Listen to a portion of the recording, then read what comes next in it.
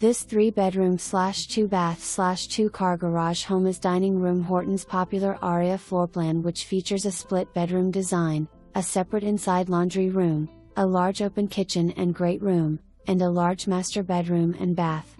The master bedroom has a walk-in closet, and the master bathroom features dual sinks and a shower. The second and third bedrooms share a second bathroom, which includes a tub/shower combo. The kitchen has an island sink with counter seating, a closet pantry, espresso cabinets, and a large dining area that is open to the great room. You'll enjoy the convenience of the included smart home features, including Alexa/app controlled lights, fans, and Schlage front door lock. The bedrooms are carpeted, and the rest of the house has porcelain tile. Light and bright with a view of gorgeous sunsets over the lake right outside your large backyard. There's also plenty of room for a pool of the covered lanai should you decide to add one later.